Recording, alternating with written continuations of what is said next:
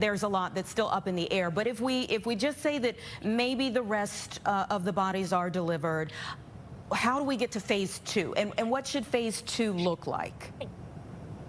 So when we get all our hostages back, and by the way, this is why I'm still wearing this necklace and this pin, I'm not going to take it down until all the hostages are back. When we get them back, then we can talk about phase two. And phase two, it's basically making sure Hamas doesn't rearm and to have new leadership in Gaza that controls the Gaza Strip to the benefit of the Palestinian people, endorsed by the United States, by the Arab countries. And these are conversations that are in the making. And this is why there was also this peace summit in Egypt, making sure how we can prevent Hamas from rearming and Hamas not controlling Gaza, because these were our conditions. We were very, very clear. Hamas won't rearm and Hamas won't control Gaza, to the benefit of Israel and to the benefit of the Palestinian people. I want to add one more thing. We saw many demonstrations in the United States, here in Chicago, around the world, people calling free Gaza. You know, I agree with the chant of free Gaza, but it's free Gaza from Hamas. Hamas terrorized also the Palestinian people. Yesterday, we saw footage of Hamas killing Palestinians that they have suspected that they collaborated with Israel, just killing them, lynching them in the street. Hamas is the source of all evil in Gaza and in Israel, in the Palestinian territories. And if Hamas is eliminated and we have new leadership with the endorsement of Arab countries and the United States, change can come. So I'm hopeful, but we need to get our hostages, all of them, back. And thank you for bringing up the broader aspect of this, because that's another aspect of this conversation I wanted to have with you in terms of what message this moment sends to the broader community across the Middle East.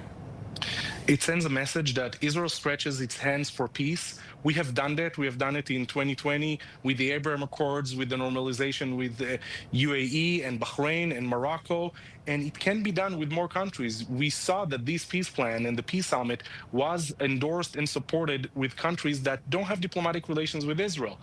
Countries like Saudi Arabia, countries like Qatar, many other Middle Eastern countries support that. And maybe the broader aspect of it, that it's going to be a beginning of a new Middle East. Maybe we're witnessing here today a change in the Middle East, and that will be the outcome of this ceasefire. I really hope that this is what will happen. It depends if we can prevent Hamas from rearming itself. And Iran wasn't at the meetings today, so that's another aspect of it, and again, another point of tension that's going on right now. Let me ask you this. You brought up the Abraham Accords. In our trending topics list for what people are Googling, a lot of people don't really understand them, and I know it kind of gets complicated, but in your best way of making it concise, can you tell people about the Abraham Accords? The Abraham Accords were agreements that were signed between Israel and the UAE and Israel and Bahrain. Later on, Morocco joined as well. And these agreements basically created normalization, diplomatic ties, economic ties, touristic ties between Israel, UAE, Bahrain, and Morocco. And that was an historic moment. It was signed in 2020. In the midst of the pandemic, in the midst of COVID, President Trump negotiated them, and it created a new opportunities for the Middle East. And we saw that in these past 5 years, our relationships only grew stronger. And even in the past 2 years of the war, when we had challenges, these relationships were so important for all of the countries that these relations didn't break. And I think that can be a model for more countries to join in changing the architecture of the Middle East, because you were mentioning Iran. Iran is the source of evil in the Middle East. Iran is the one that sponsored Hamas. Iran funded Hamas. Iran funded Hezbollah that attacked Israel from the north. Iran is funding the Houthis that are firing rockets at Israel. Iran is funding many terror militias that also targeting the United States. If we come together, moderate countries in the Middle East like Israel, UAE, Bahrain, Saudi Arabia, Egypt, Jordan, you name it, will be a force to be reckoned in front of the really malicious Iranian threat. So let's go back to October 7th, 2023, at that music festival in Israel.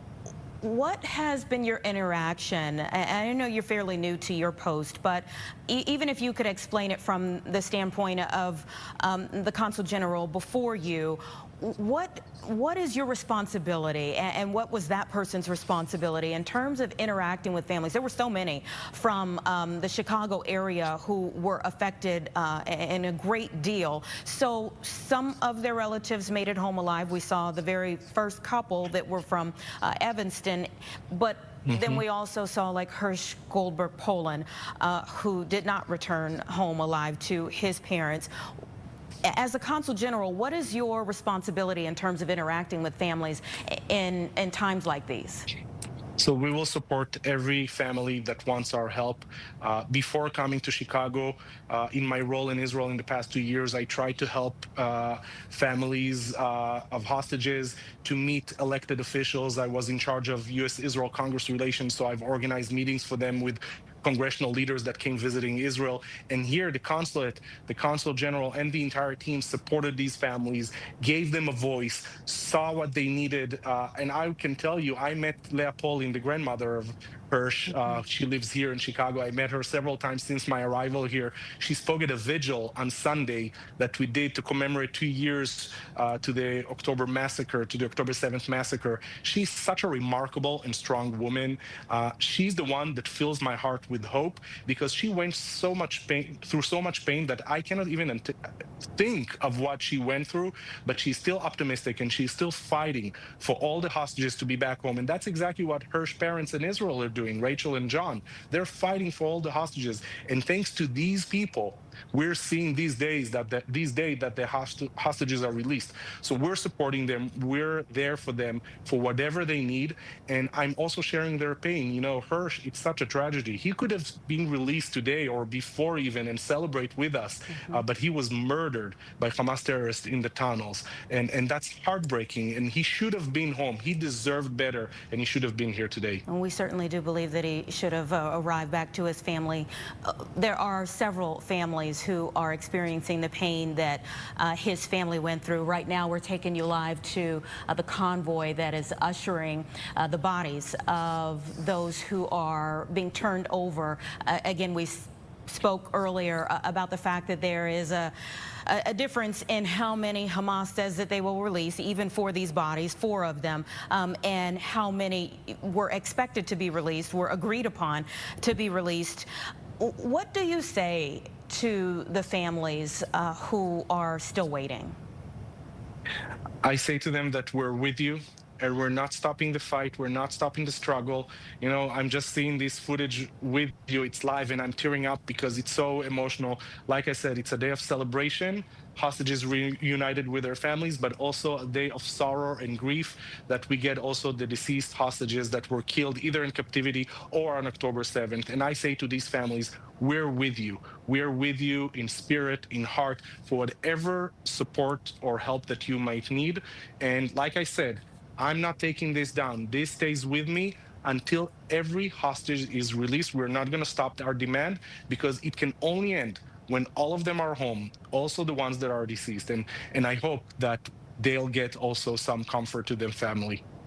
On a final note, obviously we heard pretty long speeches this morning about this day, marking the occasion, and as you and I have spoken quite a bit at length now about the fact that there are so many mixed emotions. What did you take from the speeches? Was there anything new that you gathered from the speeches this morning?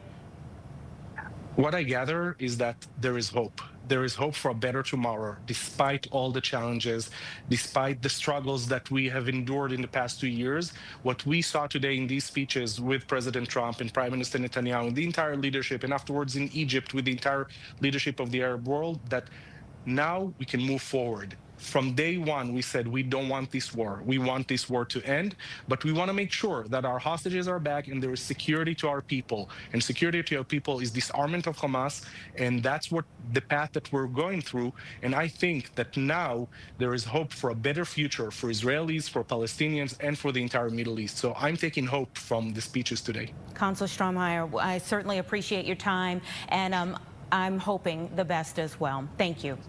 Thank you so much. All right. It's 1:15, everyone. We're going to take a quick break, and we'll be right back.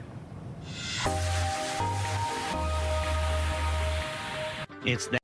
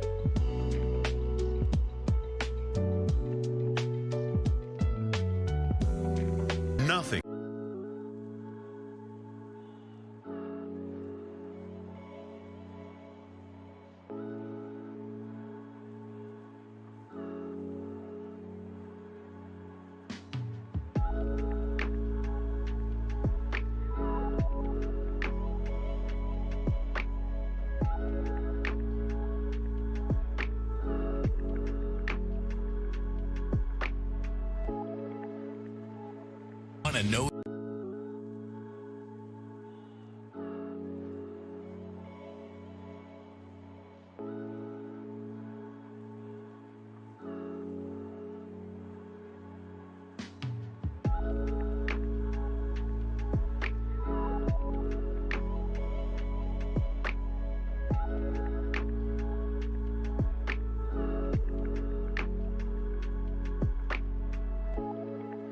Local. Welcome back, everyone. Of course, it is Columbus Day today. Maybe you have had the day off.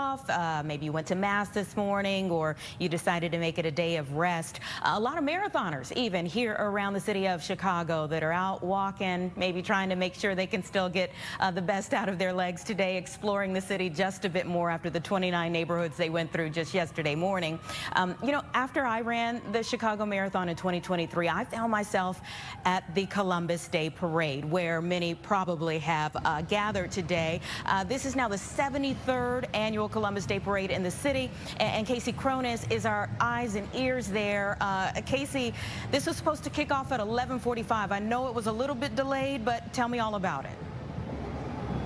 Hey, Anita, that's right. We are in the midst of the parade right now. We are on State Street near Randolph. And as you mentioned, there are a lot of marathoners who have stopped to watch the Columbus Day Parade today. This is all being put on by the Joint Civic Committee of Italian Americans of Chicago.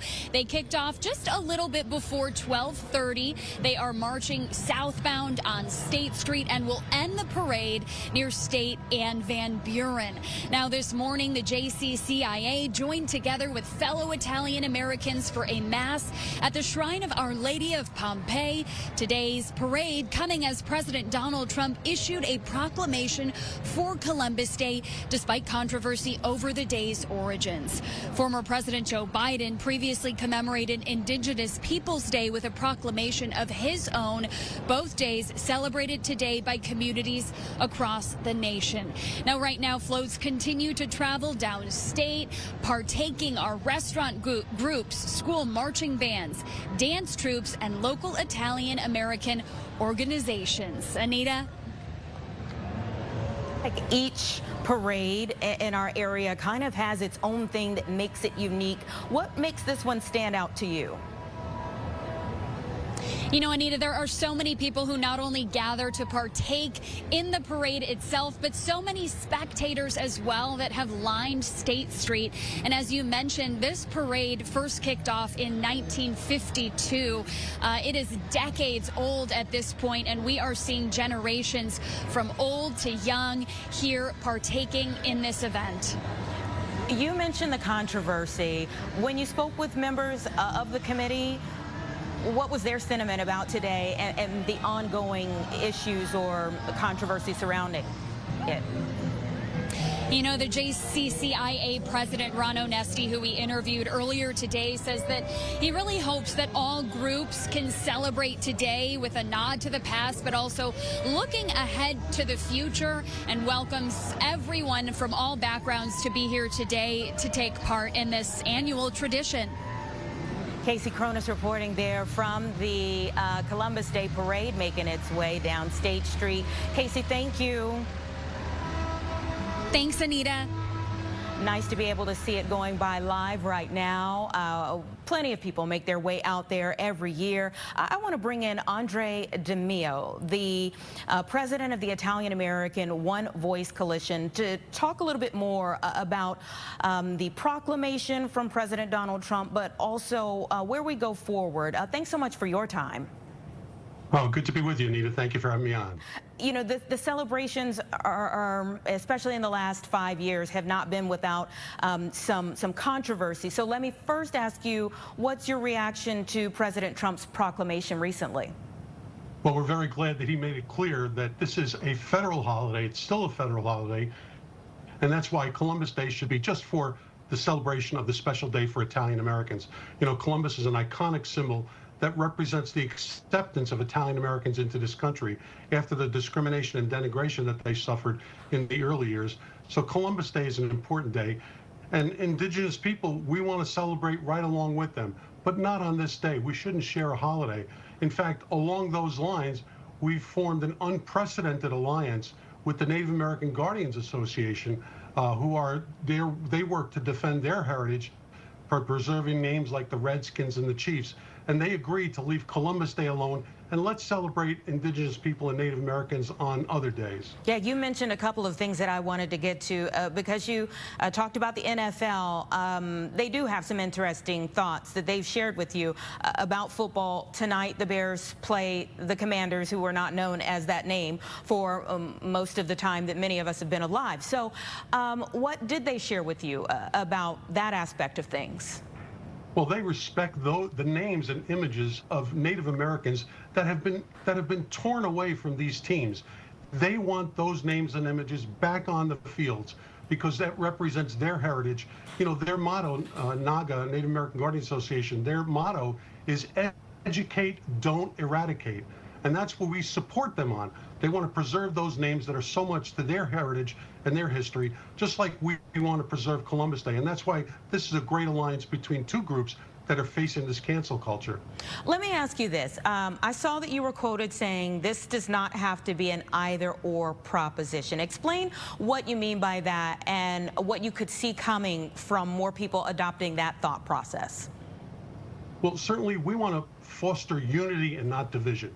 You know, there's an International Indigenous Peoples Day, which was declared by the United Nations on August 9th. So we can celebrate Indigenous people on that day. Then there's Native American Day, which is the day after Thanksgiving. And the month of November is Native American Heritage Month, just like October is Italian American Heritage Month. So let's celebrate and unify and not divide. Let's celebrate all peoples of the great fabric that made up this country. And that's, you know, Italian Americans, Native Americans, and so many others. Yeah, your coalition has been meeting regularly with the Native American group that you mentioned. So tell me what that's been like. How did it start? How and when did it start? And what fostering that relationship has been like? Well, it actually started last year where there was a meeting of a group of Italian American organizations in Pennsylvania. And we had been talking to the NAGA group, Native American Guardians Association, and the president and founder, Eunice Davison, actually flew out from North Dakota to Pennsylvania and joined with me in the presentation to the Italian American groups that were there. And that was really the kickoff of this alliance. And since then, in order to continue it, the president of NAGA suggested we have monthly meetings. And that's why we formed what's called the Solidarity Sessions, Bridging Cultures Against Cancel Culture. And we meet once a month virtually on Zoom, and we discuss the issues that affect both Native Americans and Italian Americans, and we work to support each other. And we welcome other groups to join with us. There's no cost to it, and if you'd like to get involved, you could join one of our Zooms and see what it's all about. As we were coming to you, we were seeing images from Chicago's Columbus Day Parade. It came back to the Loop where it is right here downtown in 2022 after the controversy with the removal of statues and recognizing Indigenous Peoples Day. What is your opinion of what should happen to the statues? Our mayor here in Chicago has been adamant even as late as recent as May, saying he still agrees with them being removed. Yeah, that's the wrong thing to do.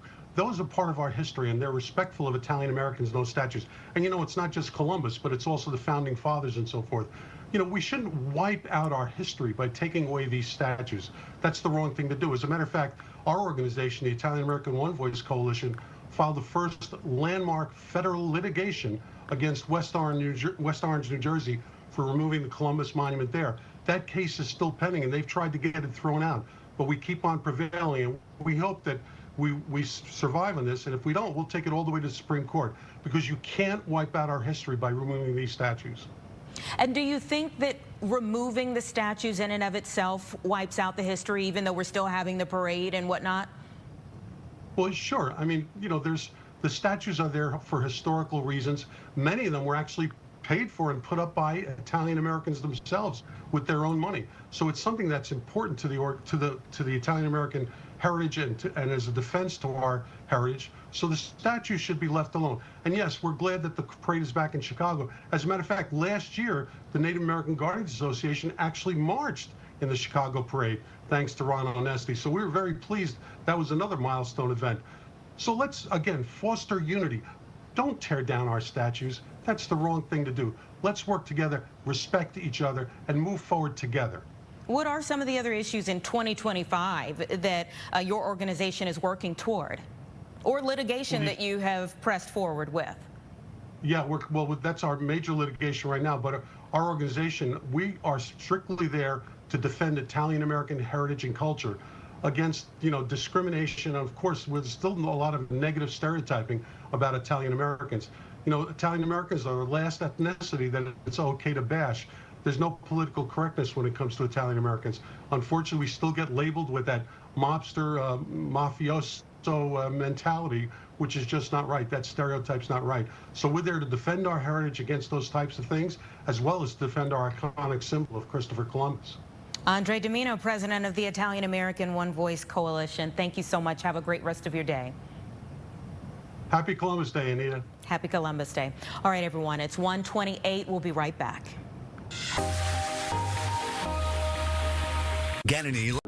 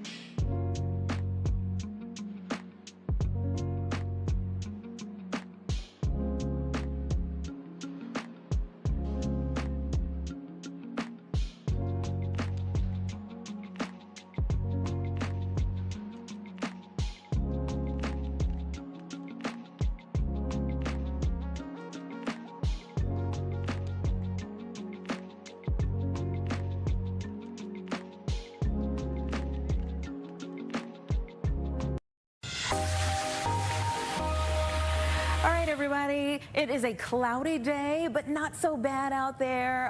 We saw over the weekend, all the marathoners out, and it was like perfect weather for them. Was it? Yeah. Okay. And still, people out and about today, I've seen the streets have been full. So busy. Yeah. She's not that pretty looking.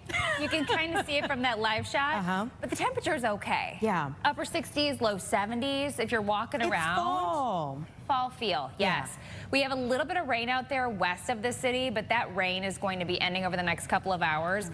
Mostly cloudy skies, unfortunately, sticking with us through the afternoon, but then tonight we're back to mostly clear conditions. Tomorrow, right around 70. We're going to have more sunshine in Tuesday's forecast.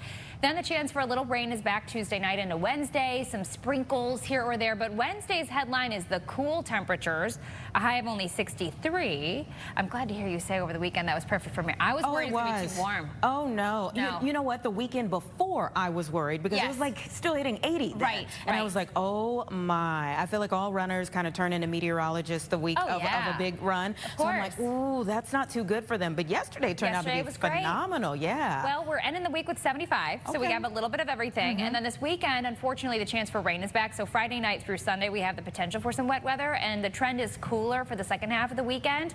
But in the meantime, today, I know we've gotten a lot of live shots where the people are everywhere. You know, Yeah. the Bean, Cloud Gate, Yes. exploring Chicago. I wouldn't worry about the rain. As mentioned, we could see some drizzle, but over the next few hours, we're going to have that drier trend. And temperature-wise, just dress for the upper 60s and low 70s. All right. Yeah, there's the Bean right there. All of those people Yeah. out there in the middle of the day. I mean, Also it the is day off Columbus work. Day. Yeah, exactly. You do have the day off so people can get out a bit more, but not a whole lot of the sun. No, I know. I wish it was sunny and 65, but we'll take it. I wish it was like that Yeah. year round. Hey, we were talking about the Columbus Day Parade here, and there were people out there who were enjoying it. I do know that New York City's Columbus Day Parade was actually canceled because of the weather there. The nor'easter that's making its way up the East Coast definitely wreaking havoc for some. We want to bring in Chelsea Torres, who's going to talk a little bit more about what's going on for all those folks on the East Coast. Hi. Hi there. Good afternoon. How are you guys? I've never done a Zoom like this, so this is very new to me. So thank you for even having me. Chelsea, I've seen you on your live shots all morning long. You poor thing, getting hit by that wind. You've got your ball cap on. What has your experience been like? It's just so cold. I've never actually experienced a nor'easter before, so this is my very first one, and I was expecting it because I kept reading, trying to find out more from Fox Weather, like what exactly is this going to be like. And so I was expecting it to just be rain, wind, maybe some minor coastal flooding, but I did not expect how cold it was going to be. And coming, I'm a Texan, I'm from Texas, so coming from this, anything below 70 degrees and I just think it's freezing. But it's actually been so interesting because I spoke to a woman from Minnesota today, and she was just talking about how this is nothing for people in Minnesota, how they are so used to the cold and storms and nor'easters, and this is nothing like that at all. But then I spoke to a woman from Nevada, and she was saying, yeah, this is way too cold. And I thought, I'm in the same boat as you. This is a little cold for me. But the good news, I guess, if we're kind of looking at the overall scope, is that right now, they're, at least here in Newport, Rhode Island, they're not having that coastal flooding like you're seeing in Virginia and New Jersey in some of those smaller neighborhoods. And so that's the good news. Even in North Carolina, I know they're definitely seeing some coastal impacts. But here in Newport, I mean, really, it's just, we've been over here by the marina, and all the boats are double tied and they're anchored in, so they're pretty stable. And really, it's just those strong gusts of winds that are coming through that are it can kind of cause, I guess, just your hat flying off. That happened to me today during a live shot. But other than that, it's been actually pretty calm, honestly. What's the timeline like for this storm? And also, obviously we're here in Chicago, you're there in Rhode Island. My first thought would be about the travel impact for this. Yeah, so at least here in Newport, this is really supposed to last through tomorrow. Specifically this area, it could last a couple more days, kind of just seeing what's happening, especially along the rest of the Atlantic coast. But when you talk about travel, what's so interesting, I actually met a family from Texas yesterday, and they were here just for a couple days visiting, and they planned on leaving today, and they thought, we've never dealt with a nor'easter before, and so we're just going to go ahead and book our flight tonight. So they took a red eye last night to get out of here. But honestly, people are out walking around. I saw people jogging this morning in shorts and a t-shirt. So many people have been walking around with their kids, whether going to lunch, just doing some shopping. And even though it is a holiday, it seems like the roads are still pretty busy. People are out and about. I think just the biggest difference is that travel, that family. Other than that, there was even a wedding here at this hotel. And I mean, everybody's been happy. So it's been pretty interesting just to kind of see the difference, but it's cold for me anyway. I could imagine the wind. I think I saw the highest wind reports were around 60 to 70 miles per hour. I think now closer to 30 to 45 miles per hour. But like you said, the high waves impacting some flooding along the Northeast. My question to you is, the reaction. Have you covered any hurricanes versus nor'easters? Is the reaction, you mentioned there's weddings, people are still out and about, especially from, I would say, the people in charge, the emergency management crew. The difference between handling a hurricane that's headed to the East Coast versus just a nor'easter? The only difference, I shouldn't say the only difference, but the one difference that I noticed immediately when I got into this area was on the signs, the traffic signs. It said nor'easter through Tuesday, so just be prepared or something like that. And I thought, okay. And I was expecting to see, alerts or anything like that on social media. I'll tell you, I'll be honest with you, I called the police department earlier this morning just to try to get some info because I didn't see anything on social media. I didn't see any press releases coming out. As you guys know, know in news, you know, it's kind of just you're looking for those PSAs from your local officials. I didn't see anything, and I call the police department. They're like, "Are you talking about the storm?" And I was like, "Yeah." And they're like, I don't know, really. It just came off as if they're not worried about it, which I thought was so interesting. And compared to hurricanes, you know, I don't know of a hurricane that I've covered where a wedding was still happening in that same area. So it's been interesting to see the differences. I did meet a gentleman from Connecticut, so he's dealt with nor'easters, and he said, yeah, I mean, this one doesn't really seem as bad as the ones that they've had before. So that's good news. He says that people here are very lucky in this area. So I guess I got a good spot to see how things have been going. Good time of year, right? At least it's not the middle of winter and we're dealing with feet of snow. Instead, it's just high waves, a little bit of flooding, and some wind. I was really nervous if there was going to be snow, and thankfully there's not. It's cold out there. It's definitely chilly for me.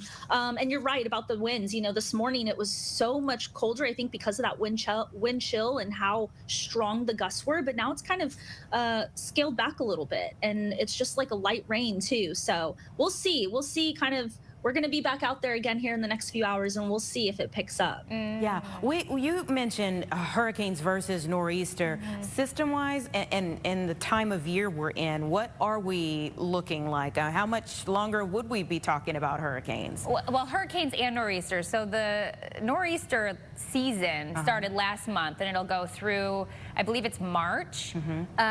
Similar to hurricanes, but they're two different things. So this is the clash of the warmer water versus the cold air coming from Canada. That's the nor'easter. And then, of course, a hurricane is just a warm core storm over the ocean.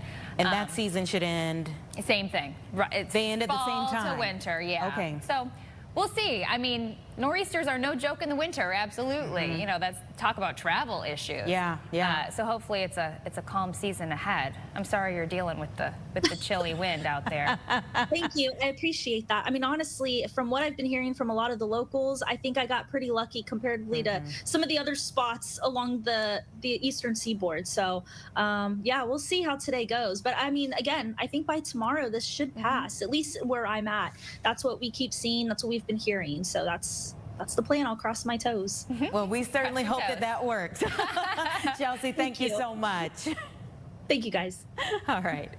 And we're in the clear, you said, for a while. Yeah, well, for us, cloudy, it's but clear. Relatively quiet. Yeah, that fall feel. Just a little bit of a roller coaster with these temperatures. Again, midweek, it's going to be the cold spot. But as far as today goes, it's just kind of dreary looking, but not a lot of rain. Just some light sprinkles around for the next few hours. We can handle it. Thank you, Caitlin. Appreciate it. We'll be right back. Corporate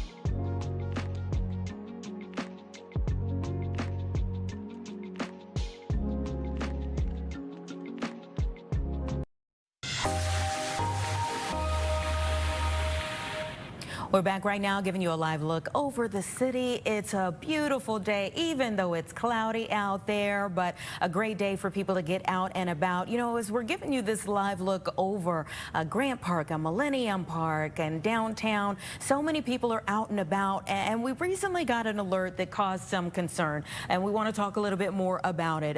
This was an alert about strong armed robberies that have been taking place. I just tried to count them up in the break, and I'm seeing here between Grant Park, New East Side, which is right downtown, Chicago Loop, and also the Magnificent Mile of Millennium Park. I'm seeing 1, 2, 3, 4, 5, 6, 7, 8, 9, 10, 11, 12, 13, 14 incidents that have taken place since August 1st in terms of these strong armed robberies. And it's unfortunate that we're seeing this rash of robberies that have been happening, but I'm glad right now that we're able to talk with someone who survived and is on the opposite end of things to be able to tell their story. Thank you so much for joining us. I appreciate it. Would you give me your name? My name is Chubby Gupta.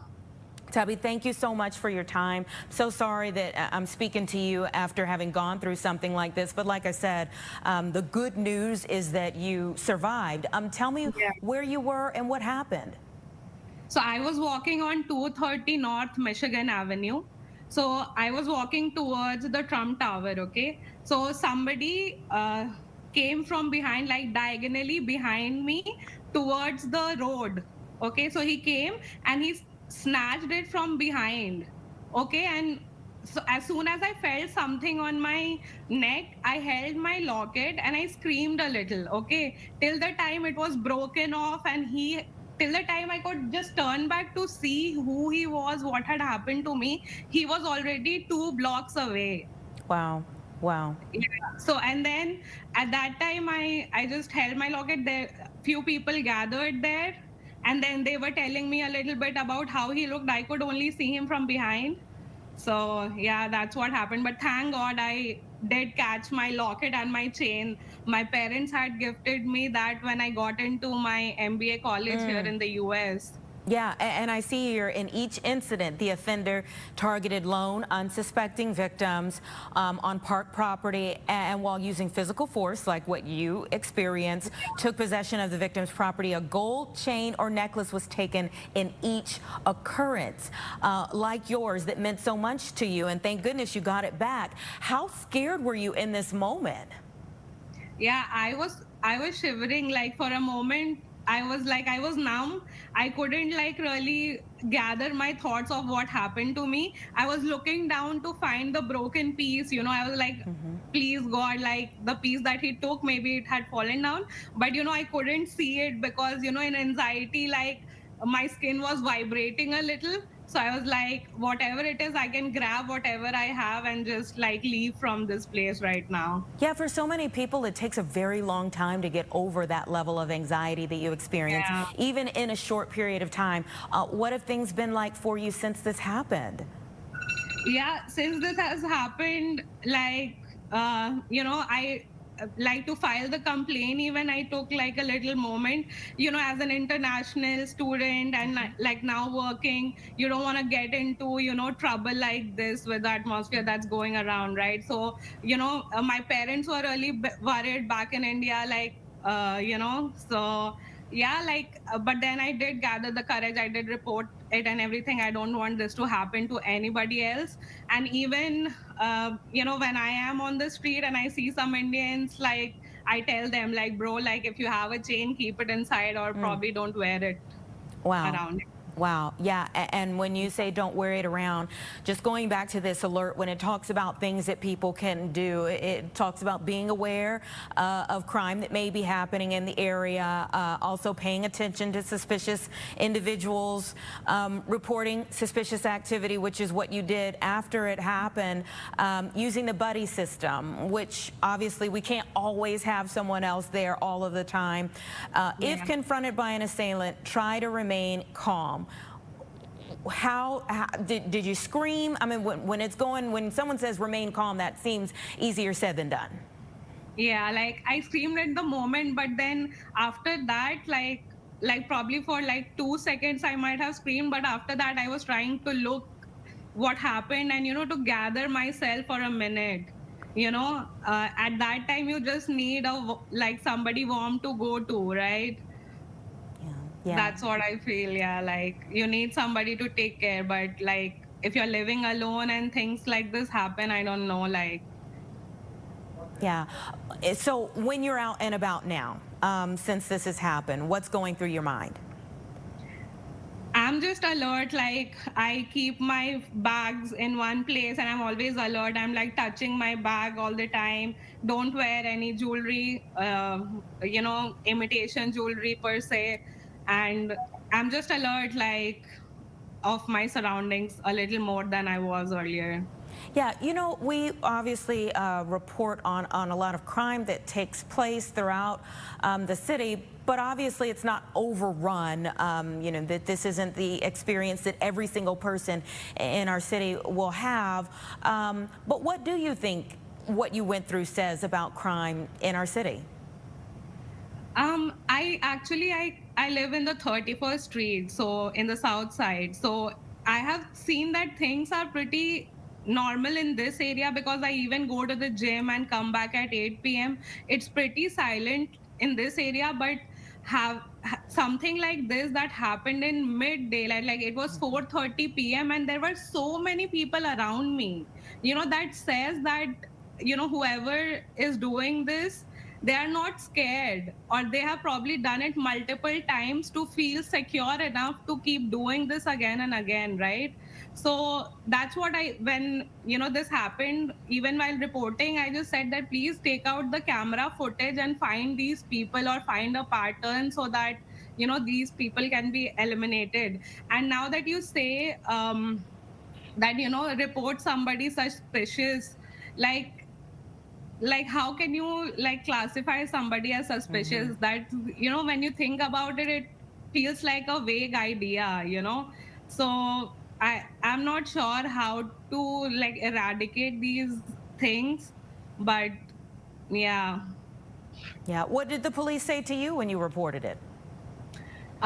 They just said that they'll take care of it. They gave me a receipt, the report number, and they said that an investigator will get in touch with me. Okay, and let me ask you this: when you think about what happened, does it go through your mind like what could have happened, or is it the extent of what goes through your mind now, or are you like, what I escaped, what could have happened? Yeah, not me per se, like a lot, because I have been out and about from, like I've lived in multiple countries, so I know, like where there is crime, how you need to behave and things like that. But when my parents back in India listen to these incidents, and I'm a single woman living by myself, right? So they said that they didn't sleep the whole night, and they had thoughts like maybe he was monitoring every move of yours, maybe he knows where you live right now, we don't know what he's gonna do, and talks about like is it even worth to live in the US, or maybe you should come to India because we can take care of it. So all those thoughts keep all those thoughts are definitely there. Yeah. It's not like news, like.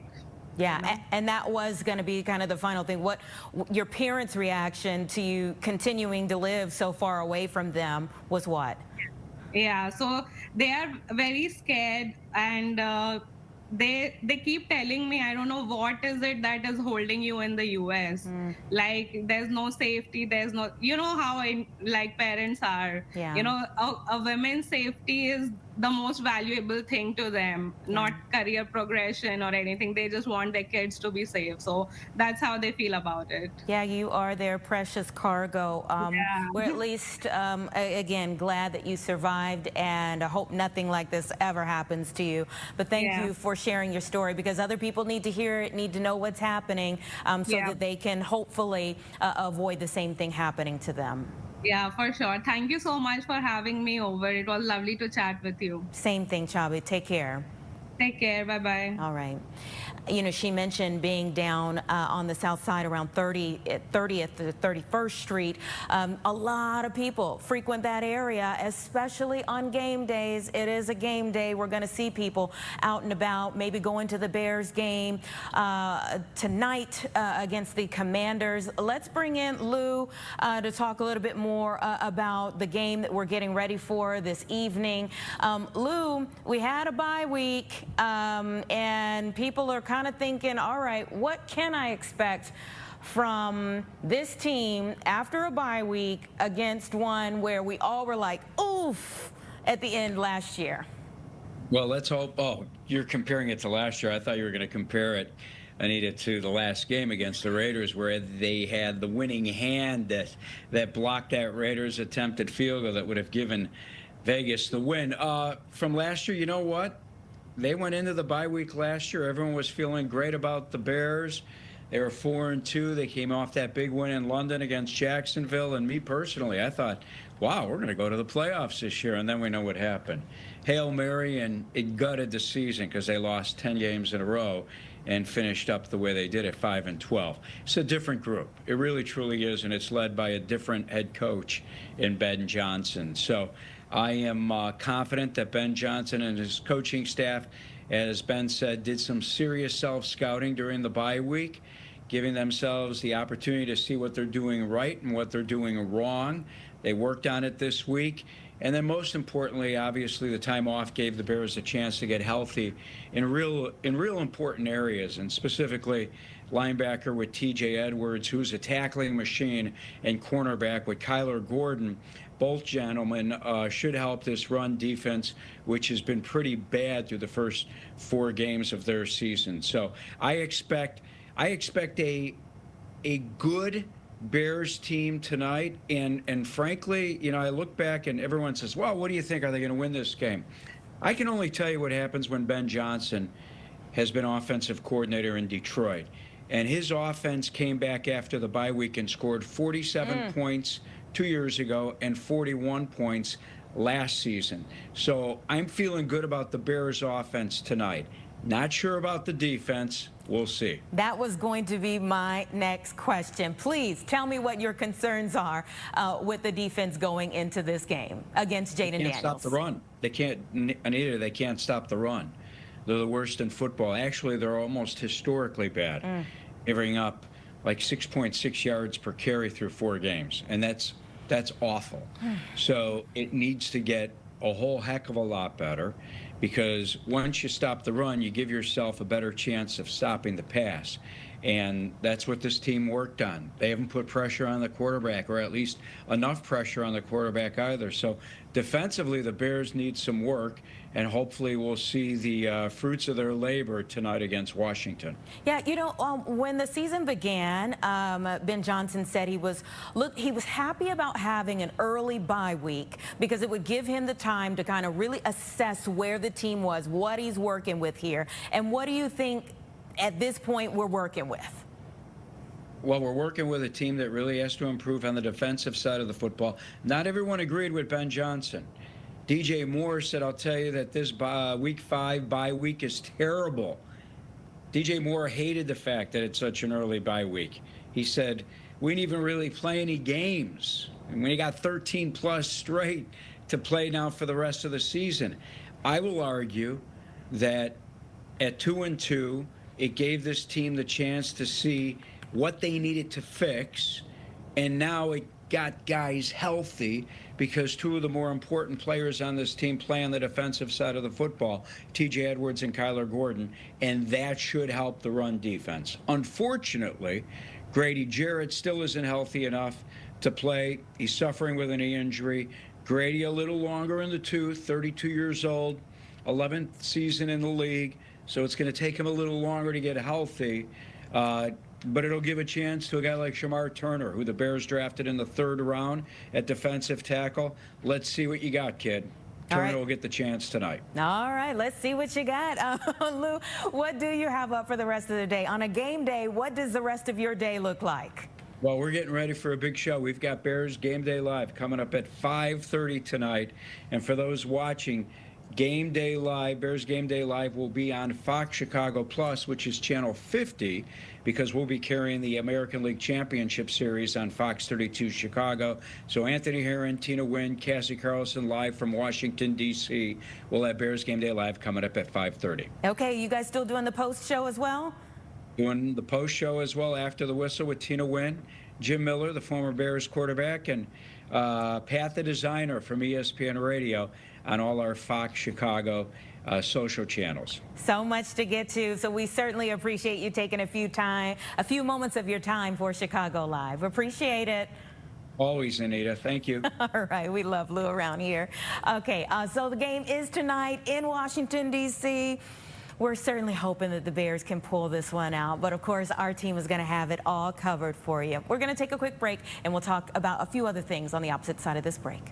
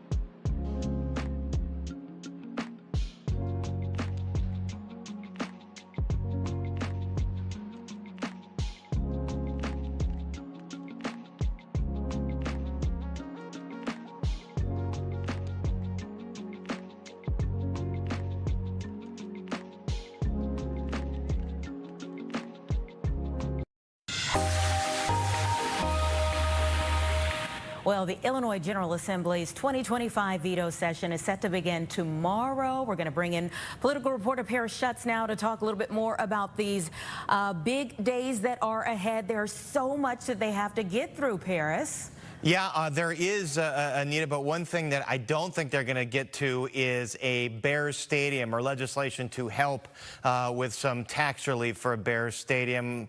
Prominent lawmakers saying the Bears are going to have to punt on that for the fall veto session. They're only in session this week and then next week, and they've got a lot of things on their agenda like transit funding. So they're going to try and revive a bill that failed in the regular session to help get transit out of its fiscal cliff. That's the CTA, Metra, and PACE, by providing new revenue streams for these agencies so they avoid fare hikes and service cuts. So that's one of the many things we'll be watching these next couple weeks. Yeah, and also, of course, we have immigration and law enforcement that have to be discussed as well. It's been the big topic really over the last month. Where do we stand with things going into this session? Well, going into this session, I don't think there's much they're going to be able to tackle on law enforcement. There's really nothing they can do at a state level other than sort of what leaders have been doing, which is basically telling people to protest peacefully, putting the Illinois State Police out at some of these locations to help provide a buffer between some of the ICE agents and protesters to make sure things don't get unruly. So there really is not much they can do. I mean, Republicans would love to have the governor rescind some of the Illinois Trust Act protections that were signed by a Republican Governor Bruce Rauner back in the late 2010s. But that's not going to happen with Democrats and supermajorities. So the sanctuary state protections mean that local police officials cannot work with federal agents on immigration operations, and that will likely stay the same. Yeah, but there is this issue of federal funding. Well, there's an issue of federal funding. Yes, there's federal funding that the state's not getting because of some of these grants and funds that are being held up. And but it's not something they can really tackle in the veto session. You know, once the new year starts, then they're going to start dealing with the budget and the multiple billions of dollars deficit that we expect there to be in the budget. So that's going to be something I doubt they're going to take up in these next couple of weeks. I think when it comes to costs and funding, they might look at some stuff on energy affordability. As we know, energy prices have been spiking. Insurance, we know that there's been some anger at some of the insurance companies like Allstate for very expensive premiums for homeowners insurance and for catastrophic insurance and stuff like that. I've been told by some sources that they might take a look at some of those things. Okay, so outside of the veto session, you have a special edition of Chicago Reports. It's going to air in about 15, 18 minutes here. Tell me about some of the other major topics that you're going to deal with. I would assume you've got to talk about where former Speaker Madigan is today. Yeah, and we've gotten word that he is in West Virginia, not there visiting the beautiful mountains of West Virginia, as John Denver had sang about, but he's there to report to federal prison, and I've been monitoring the inmate lookup list, and he has not officially reported yet. There's a couple of federal prisons in West Virginia. I'm not exactly sure which one he's at, and so we're going to have to monitor that. Madigan beginning his 7.5-year sentence in federal prison today. He had wanted to go to Terre Haute, Indiana, which is closer to home, meaning that his family could just make the drive there to go visit him when they want, but he did not get that. West Virginia, not necessarily a day's drive, so it'll be tougher for him to visit his family. But, we don't know what kind of conditions he'll face. Rod Blagojevich reported to prison outside of Denver, Colorado, and it was lower security type of prison. He was able to play in a band, most famously called the famous Elvis Presley song, Since My Baby Left Me. Jailhouse the Jailhouse Rockers. There you go. There you go. And he was able to teach history to some other inmates. He was able to run on a track outside. He kind of seemed like he lived a pretty decent life over there, even though he was happy to get out. So that would be a template for the conditions we would expect Madigan to face. But he's 83, 7.5 years in prison, still appealing his case, obviously. And, Ed Burke, similar situation, similar charges, although he only got 2 years, and he got moved to a halfway house pretty early on. So we're going to talk to an expert on this. How long will Madigan stay there? Will he be able to get out early because of his age?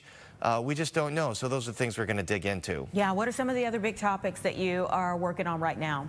Well, we spoke to Governor Pritzker yesterday. We did a long-ranging one-on-one about the situation on the ground. And I think we have to just keep monitoring what's happening with ICE raids, all these cell phone videos that come out of ICE agents in Albany Park or Rogers Park, with some very tense interactions with community members that clearly, if you see them gathering around these cars, they don't want them there in their neighborhoods. And so it seems like these tensions are escalating. And so we're going to keep following that. And like I said, what happened in Springfield. And then, oh, yes, Mayor Johnson's going to give the city budget address later this week. And so we're going to learn about all the bad news in that budget, which is about $1 billion deficit that we expect. So as all these immigration issues go on, life also goes on here in Chicago, and there's bills to pay, and those are coming due right now. Yeah, and there was a press conference earlier today with, well, I guess there were 2 press conferences earlier today with several officials joining to still talk about what's going on at Broadview. You've been out there. You were there on Friday when we spoke to you. Do you know what's coming out of these press conferences? Or is anything? Well, We know that Broadview, because Mayor Katrina Thompson is still upset at how things have escalated in her community. She put that curfew in, and now they're limiting the protest zone. So they're going to take away a zone where people were protesting along 25th there, which is close to some of those residential neighborhoods. And they're going to keep the one. The fencing is also supposed to come down tomorrow there. And then we had the mayor of Forest Park this morning give a press conference talking about how outraged he is at the way ICE agents and federal agents had come to the big cemetery in Forest Park and actually had, he said, assaulted some workers there who are U.S. citizens because they were trying to help somebody that had gotten stuck in the Des Plaines River. So he's irate about that, and we're hearing a lot of these stories about some of these interactions. We know that federal courts have ruled that ICE cannot use force. They cannot escalate to use tear gas unless they give 2 warnings. Are they doing that? Seems like cell phone video shows, and we don't know the context, but that they're not following those orders right now. All right, Paris Schutz, we know you have, again, an early edition of your show, Chicago Reports. It's coming up with Tia Ewing by your side, starting at 2:30. I'm going to let you go so you can get ready for your show. I mean, we want viewers to watch Chicago Report and not have a conflict with a certain NFL game that might happen later tonight, you know? We do what we can, right, for the Bears. Yes, yes, we do. We are the home of the Bears. Paris, thank you. We'll be watching you at 2:30. Okay. 2:07 right now, everyone. We'll be right back.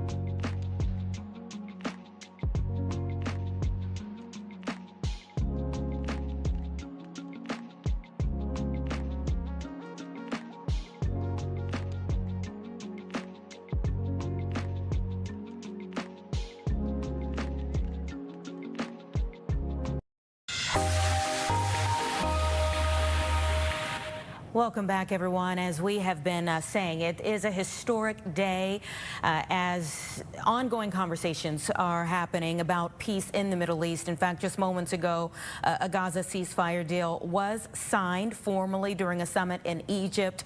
Earlier today, President Trump hailed what he said is a historic dawn of a new Middle East. But what we're looking at right now is the cost of war.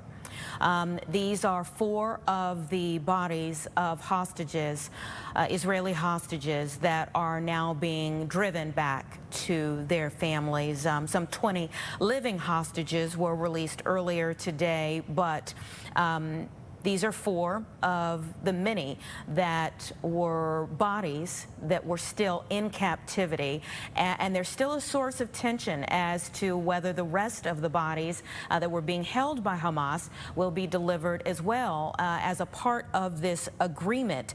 There were nearly 2,000 Palestinian prisoners that were released as a part of this deal as well, and a big sticking point was whether it would all happen kind of simultaneously, not a wait and see whether some were delivered and then others would be delivered later. So again, these are 4 bodies that are now being sent back to their families. This is the convoy that we're watching here as they make their way back to their families to at least have some type of dignified burial for their loved ones.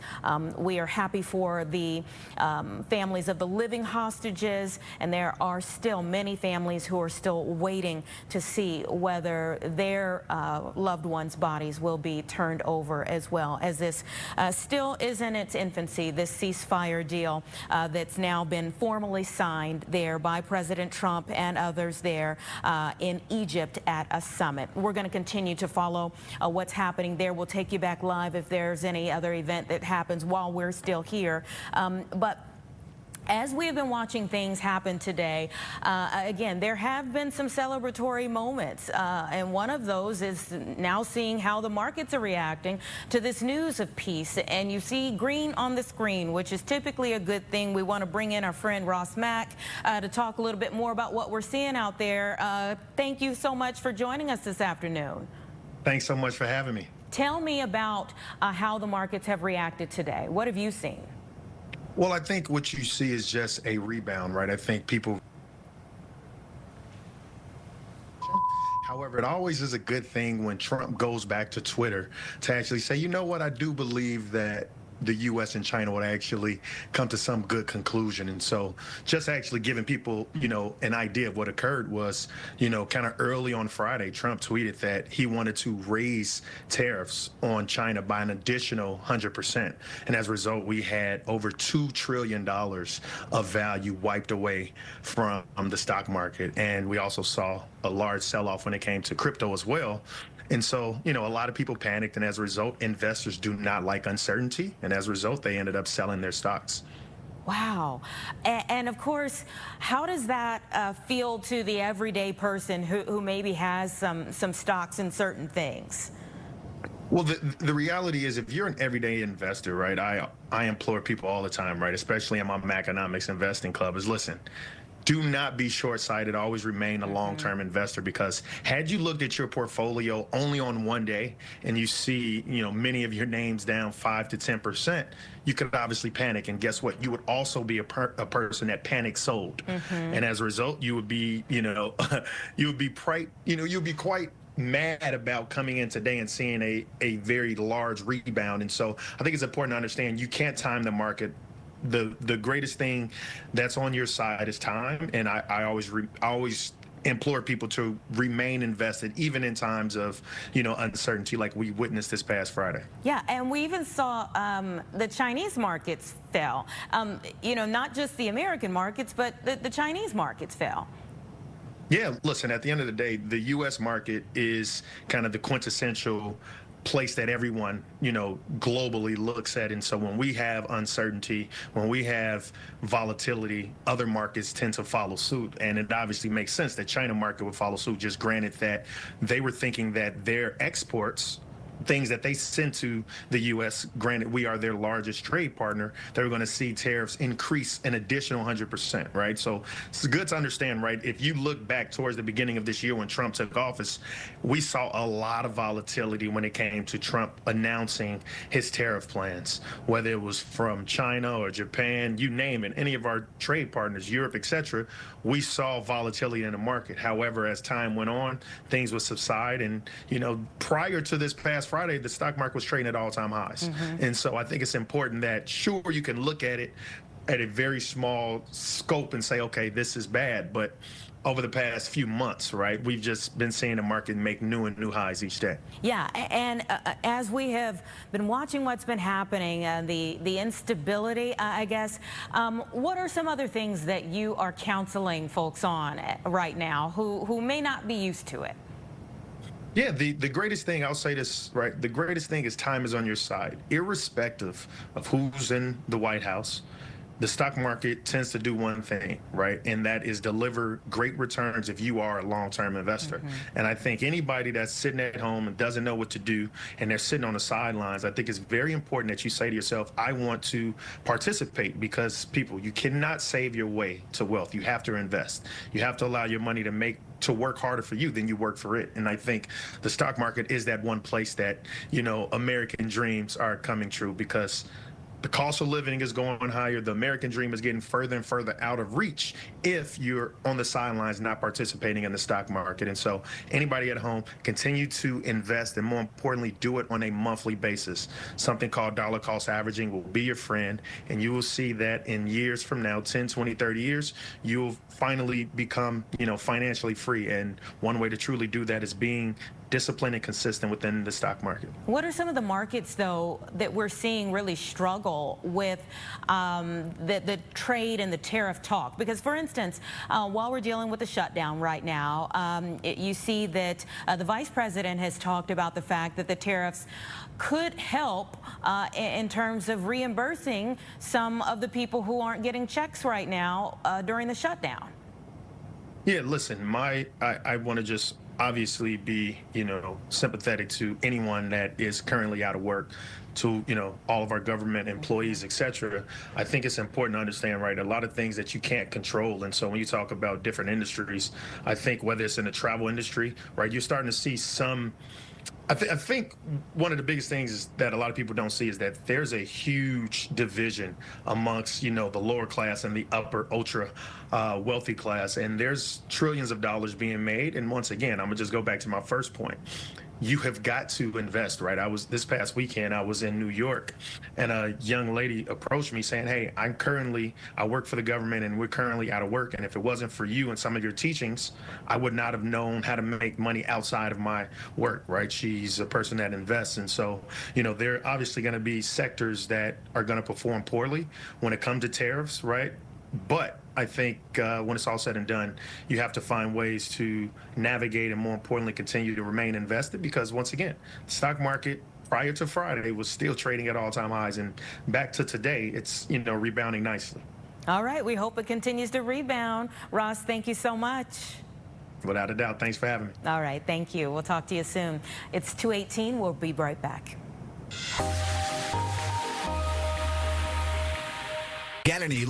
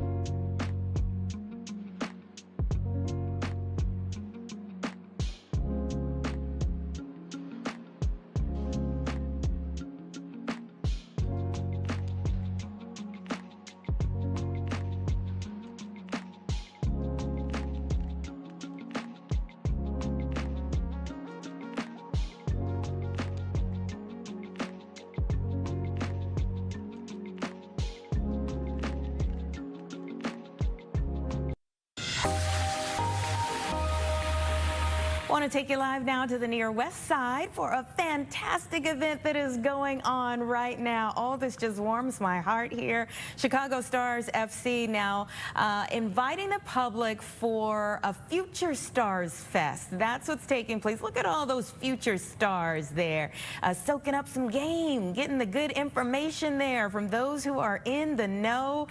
These are kids 13 and under that they are taking part in the Future Stars Fest there at the ComEd Recreation Center at Adams Park. This is an awesome event, just happening today until 3 o'clock. So we certainly hope that they're having a wonderful time. Again, Chicago Stars FC Director of Community Noel Schmidt is talking to them. Some of the stars are there as well, and getting these soccer clinics going on so they can learn a little bit more. They have live music throughout the day as well, and 750 kids that are participating in this. So this is just a portion of what's running around that facility today. But what a wonderful opportunity for so many young people here in our area that the Chicago Stars are hosting them today. Awesome. Love it. Love it. You know, when we talk about the future stars, we have to also recognize that we just recently lost someone who meant so much to young people throughout our area, and especially those at Loyola who we just recently lost. Last week we told you about the passing of Sister Jean, and I want to bring in one of the representatives from Loyola to talk a little bit more about services that are now being planned in her honor. Christian Anderson, Loyola Assistant Vice President of Communications, thank you so much for joining me. Well, thank you so much for having me. I appreciate it. Sister Jean meant so much to so many. What did she mean to you? What did she mean to me? Well, I had the honor and privilege of meeting her on a number of occasions. And, you know, what really struck me about Sister Jean was her ministry of presence. When you were with her, she was talking directly to you. You know, sometimes we expect older people will just, you know, sort of tell stories, but she was right in the moment with you, asking questions about your life, and would remember years later, you know, the names of your kids, the names of your grandkids. Just a really amazing person. She also brought a lot of joy to that presence too, so that people would come to her, you know, in the midst of a personal crisis, students especially, and talk to her. And she just had a way of uplifting them and giving them hope, and just providing them with the kind of, you know, vision for the future that really helped move them along. And she's touched generations and generations of students like that at Loyola. Yeah. What have the last few days been like? When someone is 106, and it's not that we meet a whole lot of people who are 106, it's such a life for her well lived. You kind of get lulled into the fact that she's always going to be around. That's right. I think we all expected her to outlive all of us, even at her advanced age, because she was so energetic and so in the moment right to the very end. And so I think having so much time with her makes the loss a little harder, but it's also, we can feel like we had a great gift in having all of that time with her, and those opportunities to interact with her in so many ways. You know, she was known to the world as sort of the chaplain to our basketball team, and sort of their coach and advisor and scout. But she was so much more than that to Loyola. She was really a student advisor. She was dean of students for a long time.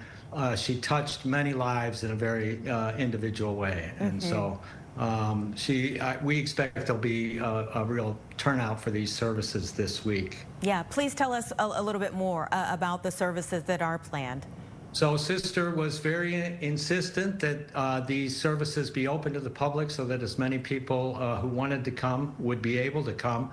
So on Wednesday, starting at 4 p.m., we will open Madonna della Strada Chapel on our Rogers Park campus for a wake service that will go from 4 o'clock to 10 that night, with a brief pause at 5 for some words from some clergy and other people who know Sister Jean. So there'll be a little wake service then at 5. So but basically that whole event runs 4 to 10. Everybody's welcome to come. Same thing on Thursday. Everybody is welcome to come to the funeral mass that will be held at 10 a.m. in Madonna della Strada Chapel. We'll have also overflow space available, and both the wake and the funeral will be live streamed as well. So if you're not able to get in or not able to come, you'll be able to watch it on a live stream. What are some things that people need to come or to have in mind if they plan on coming? Thank you for asking. We do ask that people not film, take video or photographs inside the chapel. And same in the overflow space. We're trying to keep the same levels of sort of sacred feel in both places. Sister Jean was, of course, a nun, a sister of charity of the Blessed Virgin Mary. And so this is very much a funeral that's run by that sort of protocol. It's simple and humble, and so we want it to be very dignified. And on a final note, I see in lieu of flowers, there's something very special that's been put together. That's right. We're asking those who feel so moved to make a donation in Sister Jean's name to her Worship Work Win Fund, or any number of funds that are that they feel moved to make a donation to at Loyola. Well, thank you so much for taking a few moments of your day to speak with me again. She brought joy to just so many people. I hope that you all are able to give her the send-off here on earth that she deserves. Thank you very much. We really appreciate that, and we hope to do just that. Absolutely. You take care. Thank you. You have a good day. All right, everyone. I certainly hope that you have been enlightened by some of the things that we've been able to bring you here on the show, going live to various things that are happening throughout our area. We'll be back with another edition of Chicago Live tomorrow at 1 o'clock, but there is a special edition of Chicago Report right now.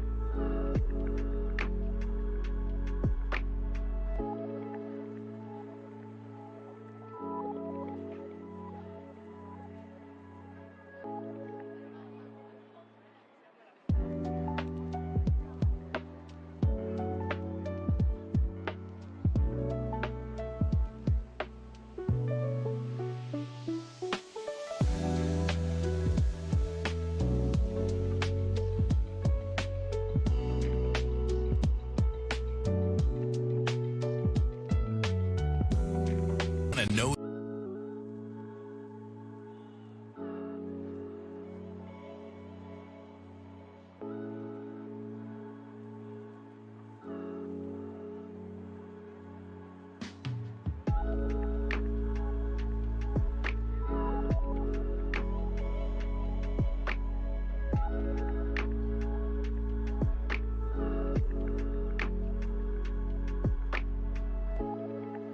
Local. Fuck.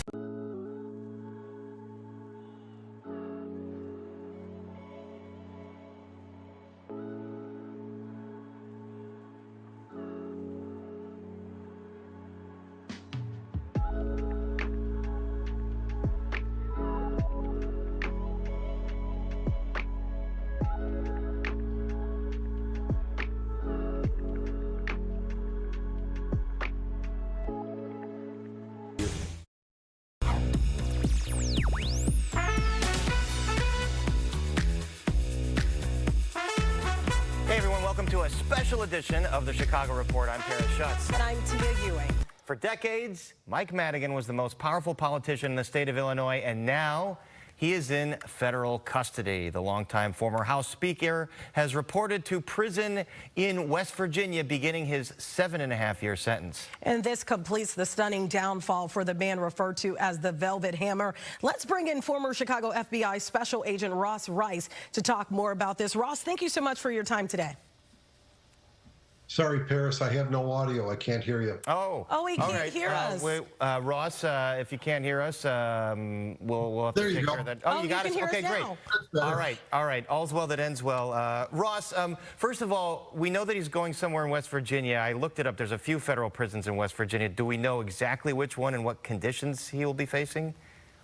No, the last I heard, Paris, is his defense team had asked the judge to designate him to the Federal Correctional Institution in Terre Haute, Indiana. It's just a recommendation that the judge can make. The Bureau of Prisons has final discretion on where to send an inmate based on their history and their needs. So I'm not sure if that designation has been made yet. You know, Ross, we look at Madigan's age, and it brings up a lot of questions. 83 years old. Is that taken into consideration on which federal prison that someone would typically go to based on age alone? That would be one of the determining factors. Age, health, criminal record. Those are all things that the Bureau of Prisons is going to look at. And I must say, in my experience, and to their credit, they do a fairly good job of getting inmates to the right institution with the appropriate amount of support, safeguards, and protections. And I think that'll be the case here, too. You know, Ross, when we look at Governor Blagojevich's prison situation, it was in Colorado. He had a track that he could run on. He played in a band. He taught other inmates history. Would you anticipate that Madigan's going to face a similar minimum security situation where he will have some free reign to roam around and to not just, you know, be shackled all day long? Absolutely. Given the crimes that he was convicted of, his age, his background, his education, he's going to be in a camp setting. Camps are usually adjacent to a higher level, more secure institution. Camps, you're in a dormitory, you have a fence surrounding you, not walls. And you're encouraged to help other inmates, whether they're in the camp setting or inmates that are in the regular institution with college education, learning skills that would benefit them on the outside once they're released.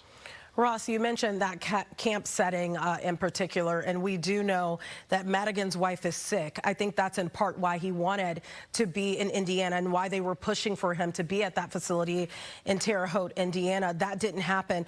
Are those circumstances considered in terms of visits, in terms of phone calls, when you have an aging and sick spouse in this case? It is, but you know, phone calls, Zoom visits, those can be conducted from anywhere. The big issue here would be a physical in-person visit. Obviously, if he's been designated to an institution in West Virginia, as opposed to Terre Haute, that's going to be a little more problematic for the family. However, it could be that this designation was made because the camp in Terre Haute is full. And it's quite possible that he'll have to report to West Virginia, and then in days, weeks, months down the road, he might be moved. But those are things that are taken into consideration by the Bureau of Prisons, absolutely. Ross, another similar case, Ed Burke, he was moved to a halfway house. Obviously, his sentence was much less than Mike Madigan. Madigan beginning a 7.5-year sentence. But how much of this sentence will he have to serve in the prison camp? His sentence, Paris, was 7.5 years.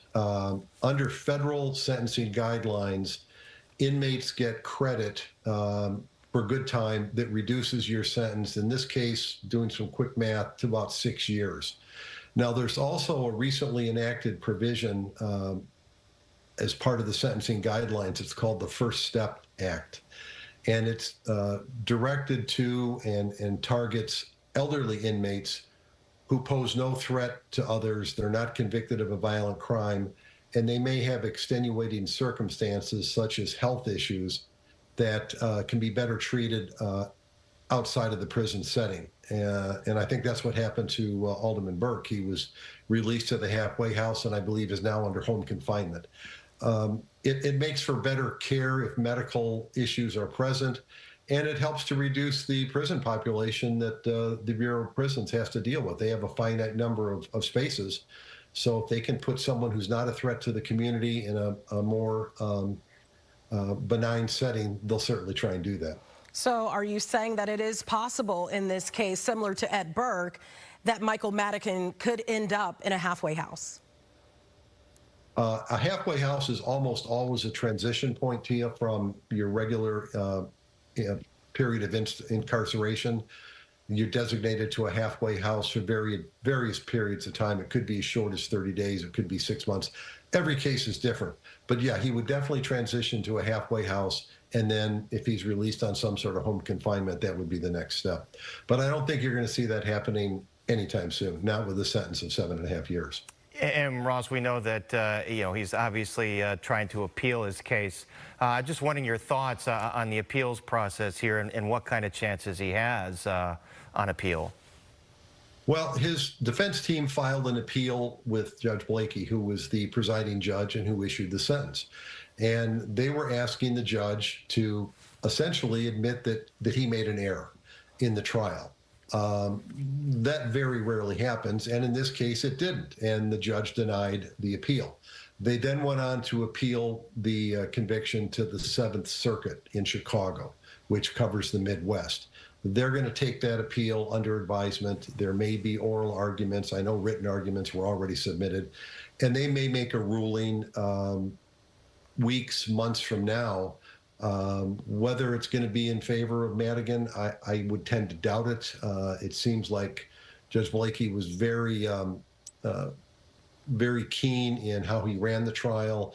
In his sentencing remarks, he pointed to a number of factors in which he concurred with the jury's verdict of guilty on numerous counts. So anything can happen, but I don't think there's much of a chance that the appeal is going to be successful. I want to go back to something else you said, Ross, when Pierce asked you the question of how much time do you think he'll serve here, 7.5 years. What are your thoughts on that? Do you think he will have to serve majority of that time, considering everything that has transpired inside that courtroom? Well, he's going to serve the majority of that sentence, Tia, whether it's at a camp, whether it's at a halfway house or under home confinement. That's all considered part of your sentence. Where and how much and how long in each setting, we'll just have to wait and see. That's up to the Bureau of Prisons. And obviously his health. If his health should suddenly deteriorate, they're not going to want to keep an elderly inmate with medical conditions in a camp setting. They could transfer him to one of the federal prison hospitals. I believe there's one in Rochester, Minnesota. Or they could release him to home confinement so he can get medical care on his own if needed. All right. Our thanks to Ross Rice. Thanks as always, Ross, for joining us and talking about this. We appreciate it. Yes, we do. My pleasure. My pleasure, Paris. Thanks for having me. You got it. And when we come back, bears, transit, what will lawmakers tackle in their veto session? They are on the road to Springfield as we speak, and we'll check in. Getting your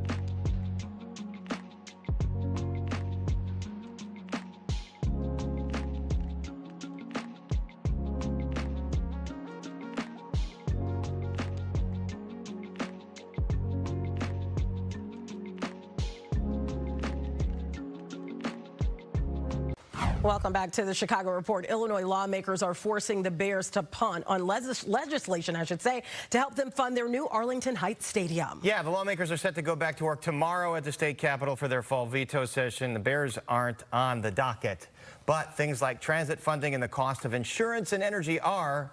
Here's what Governor Pritzker had to say about some of those things. I'm very hopeful that a transit bill will, in fact, appear in the legislature in the veto session and will get voted on. We've been working with the legislature, listening to them. They're crafting the bill. We've been helping them with that process, but it's going to be up to the legislature to bring it up and vote on it. The Senate has already, although obviously that bill not yet acceptable to people in the House, and I think there are changes that are needed, and so I think we're going to see something, but again, we've got to see the leaders and the members step up. The funding mechanism is what the disputes were partially around. Do you anticipate a final package having rideshare taxes, delivery fees as sort of funding mechanisms to fund this? Look, I can't speak to those specific methods. What I can say is you got to fund things that you need, right? We need downstate transit dollars. We need dollars for northern Illinois as well, as we know, RTA, CTA, PACE, and you can't, the money doesn't come from nowhere. You've got to, somehow you've got to pay for these things. I know Republicans don't typically like to.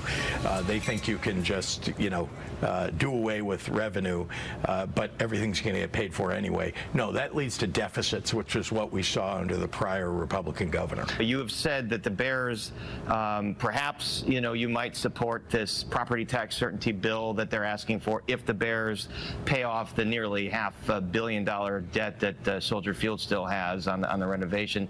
Is the team actually receptive to that? Or will there be negotiations on having them do that, perhaps? I think the point I was trying to make was simply that we can't leave the taxpayers on the hook for something that the teams ultimately were supposed to be paying for.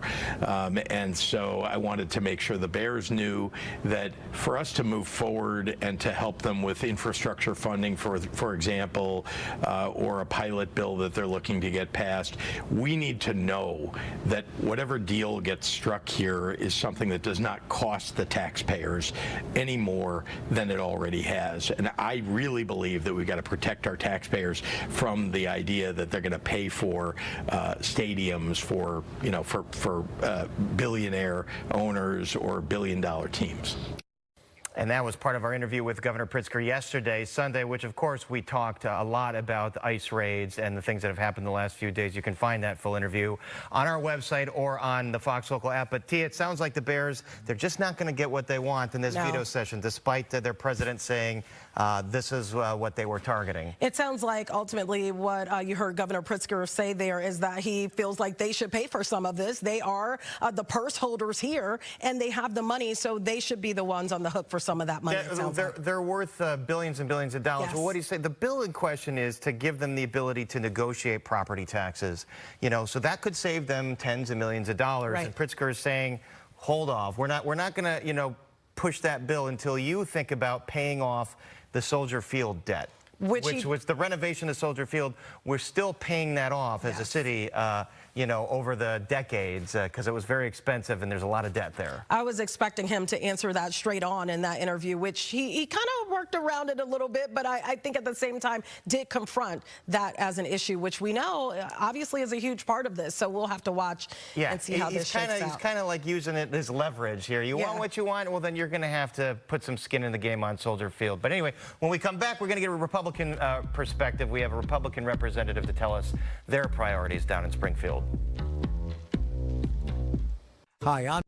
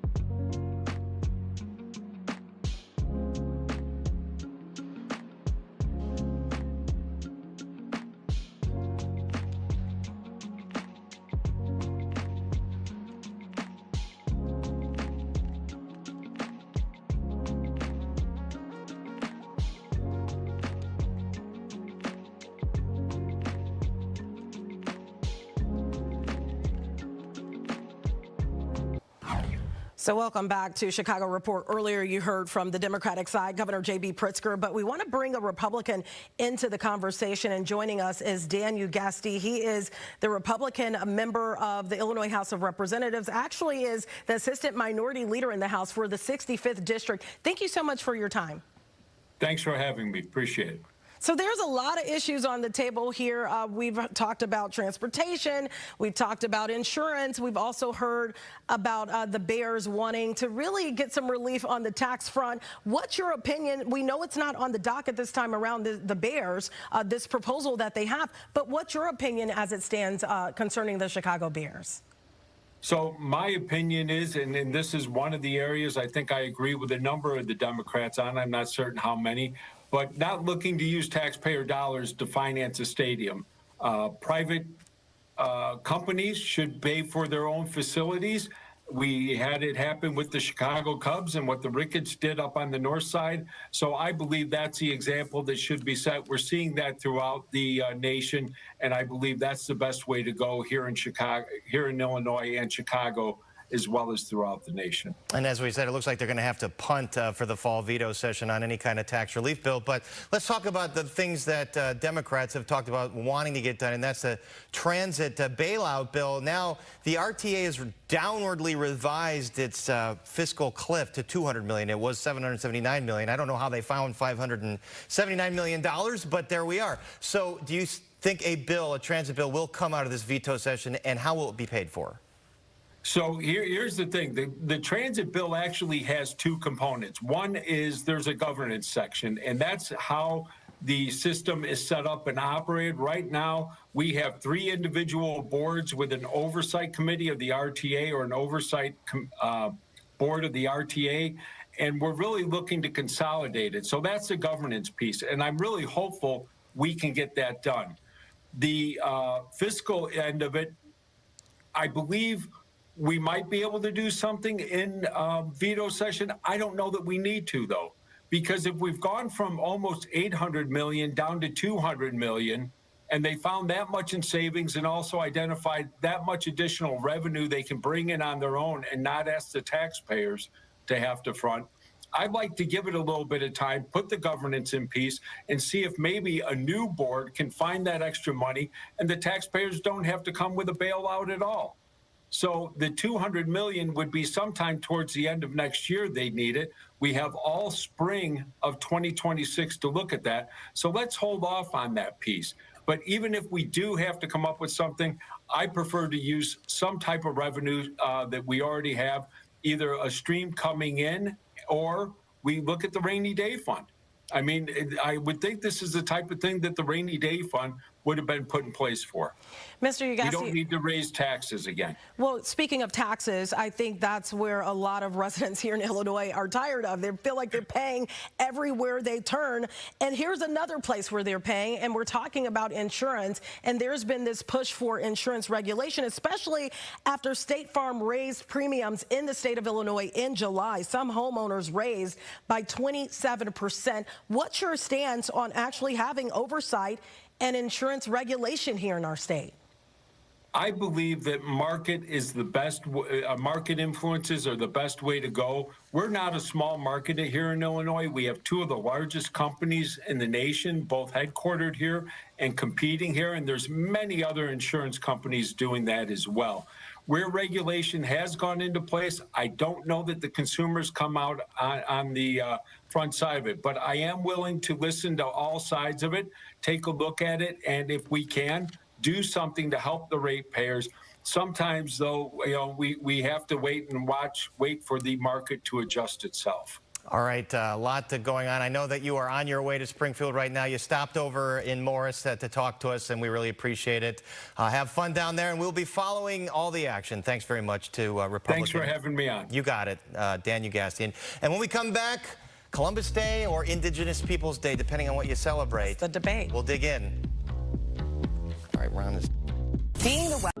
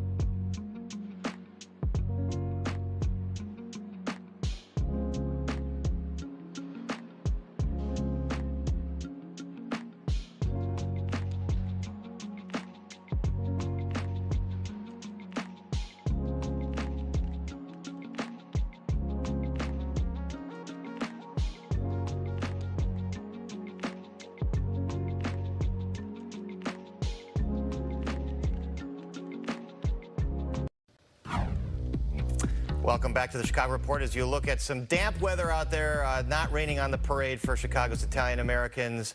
Columbus Day, as they celebrate every year, kicked off in the Loop with their parade today. Yes, but it comes as some choose to celebrate Indigenous Peoples Day instead. And we know that has been a debate across Chicagoland and really across the country for the last few years. It's a really interesting debate, Tia, because Columbus obviously started to, Columbus was the Italian American sort of figurehead. You know, it was their day. But, you know, as more historians came out and talked about the history of Columbus, how many people he killed, that maybe he wasn't such a good guy, that he shouldn't be celebrated. You look at some of the dignitaries and officials walking the parade today. But they thought that, you know, it wasn't appropriate, especially some of the Native American communities in America saying, oh, you know, he enslaved people to enslavement and genocide, ethnic cleansing, so maybe it's not the best person to celebrate. And then there was this movement for Indigenous Peoples Day, which we know across the city today. And in Evanston, people are celebrating Indigenous Peoples Day. And this really started to really, I guess, get fired up in our community under then Mayor Lori Lightfoot. Yes. And we did see some of those statues across the city come down. We saw it at Arrigo Park. We know there was a settlement had there about the future of that statue. Now it won't be at that park, but obviously this has been something that's been ongoing. And you mentioned Italian Americans really in our area have been pushing for some of these statues to return to where they were. And so we really want to, you know, have that conversation to figure out, you know, what is the next steps here. I don't know if they've had conversations with the current mayor, Brandon Johnson, but maybe there was a deal. They cut a deal where they're going to take that Columbus statue and put it inside in a new Italian museum on Taylor Street, which is an appropriate place for it to go. And then the talk is, well, then what's going to go in the park? What's going to go in Arrigo Park?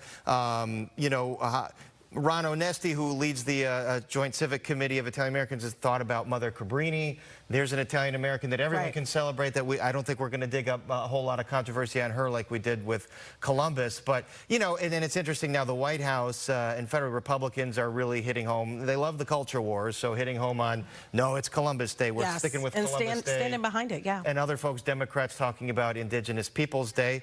And perhaps the solution is, you know, we just celebrate both and whatever you want to celebrate. Although I do know that Italian Americans, they want a day. You know, they know that each group in the country, each, you know, ethnic group has a day. You know, we have Black History Month, Hispanic Heritage Month.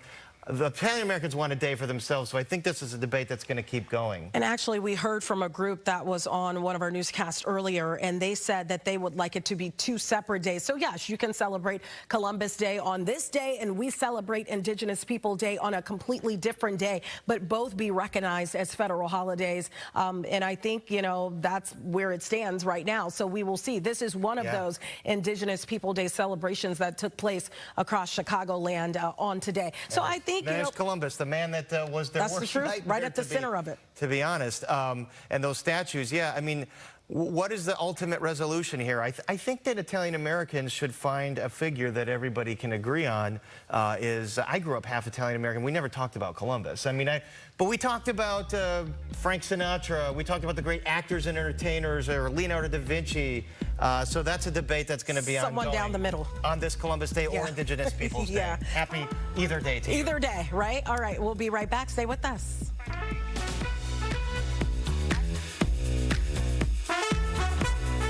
Why?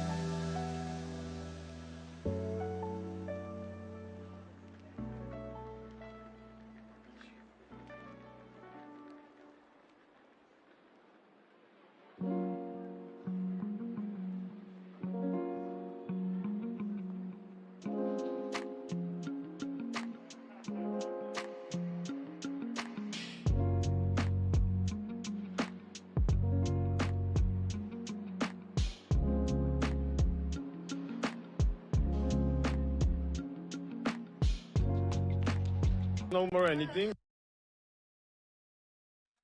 Fox's Rebecca Castor reporting for us. By the way, within the last couple hours, we did see President Trump boarding Air Force One. He made a swing through Israel for a few hours and then to Egypt. He addressed the Knesset in Israel, then addressed world leaders, met with world leaders. That's where the peace deal was signed. It was in Egypt, and President Trump now bound for Edwards Air Force Base in Washington, D.C. We're going to be having a lot of analysts and experts joining us today to break down everything that's happened. A lot has happened. Our first guest of the hour is Natalie Icano. She is a senior research analyst at the Foundation for the Defense of Democracies. Speaking of Air Force One, Natalie, you might have seen this. President Trump was taking questions on Air Force One some hours ago. He said that, quote, the war is over. You understand that. Is it that simple, Natalie? Is the war over? So I don't think it's as simple as the war being over. Of course, getting the hostages home was always one of Israel's main war aims. Seeing those 20 living hostages return home to Israel today was quite a joyous and momentous occasion. Hamas has also released the bodies of 4 dead hostages. That said, there are still hostages left in Gaza. Hamas has said it's unable to locate some of those bodies. And then we have the tough task, or Israel rather has the tough task ahead of, figuring out with partners and allies how to get Hamas to disarm and relinquish control of Gaza. So that's going to be a major piece of this. So correct me if I'm wrong. Does today's events conclude phase 1 of the deal? So from what I can tell, today's events more or less conclude phase 1 of the deal, but let's not forget this deal was a 20-point plan. So there are many, many phases ahead, lots of roadblocks ahead. Again, Hamas is likely to place stumbling blocks along that road. And then we have, question marks from other countries that are stakeholders in this process, including Qatar and Turkey, both longtime sponsors of Hamas. Both did a great job pressuring Hamas to get this deal across the finish line in the first place, but it remains to be seen whether or not they continue to sustain pressure on their longtime clients. So you and I have been covering this war so closely on the daily. I need to ask you, just from a researcher's perspective, what we've been talking about for the past 2 years, day after day. There still is living hostages. It's a constant, huge facet of our coverage day in and day out for 2 years straight. How do you feel, and how did you feel, and what was your reaction when you see the images like what you're seeing on your screen? When you saw these earlier today, what was your reaction? I mean, seeing the hostages come home and embrace their loved ones, it's hard to feel anything but joy. This has been a 2-year struggle, 2 years of living in Hamas hell. This is exactly what the Israelis and the Americans and all of our partners have been working for 2 years, is to see these hostages reunited with their loved ones. So it's genuinely a momentous and historic day. What's our understanding of what comes next? 20 living hostages returned from Gazan captivity and now back home. My understanding was that they were going to be checked medically. What's next for the hostages? I'm thankfully not a hostage, so I'm not sure how these men are faring mentally, but I would have to imagine that, after living in captivity for 2 years, obviously some mental and physical health checks are due, and then hopefully rebuilding their lives and getting back to a sense of normalcy after 2 years of being held hostage by terrorists. I saw a question online earlier today. Somebody asked why there were no women hostages released today. I think you and I know that there's certain levels of how Hamas at least evaluates hostages. Can you give us some of the calculus that's involved and why we're seeing 20 men being released last? Sure. So if we go back to October 7th, Hamas took, about 250 hostages, and that included men, women, children, the elderly. Thankfully, the women and children were released. Most of the women and children were released during that first ceasefire. It was about a week long in November of 2023. There have been others who were rescued during IDF operations, and also others released earlier this year. Hamas considers most men between, early teens to like mid 50s, 60s even, to be military men, regardless of whether or not they are in IDF uniform. So that's why Hamas was holding these men until the very end, and why we only saw mostly young men released today. Can you expand on something that you said earlier in the conversation? Jennifer Griffin has this. She says, Hamas has handed over 4 deceased hostages.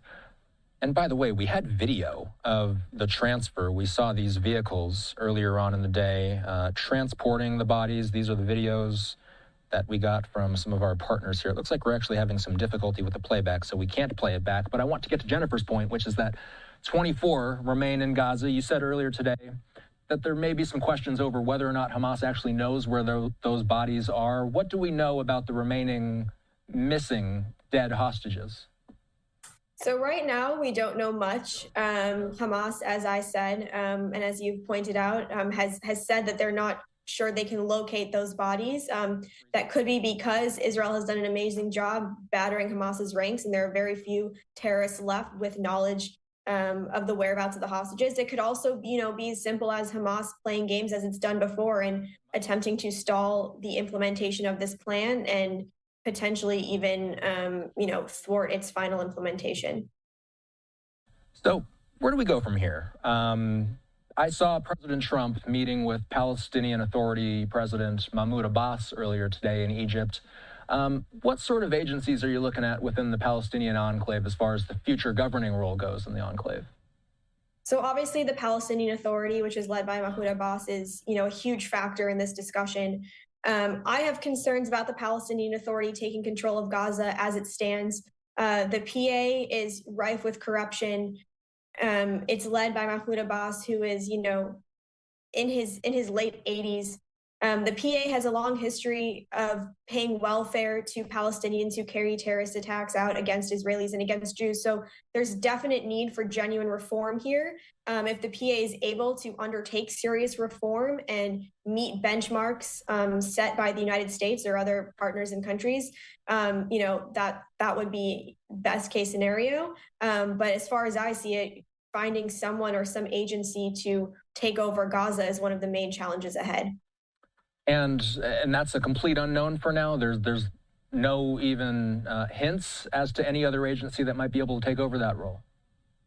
I mean, we're also seeing, part of the implementation of this plan is the idea that there'll be some sort of multinational peacekeeping force, if you will, monitoring or taking care of Gaza for a certain period of time. That force is going to include Americans, Qataris, Turks, Emiratis.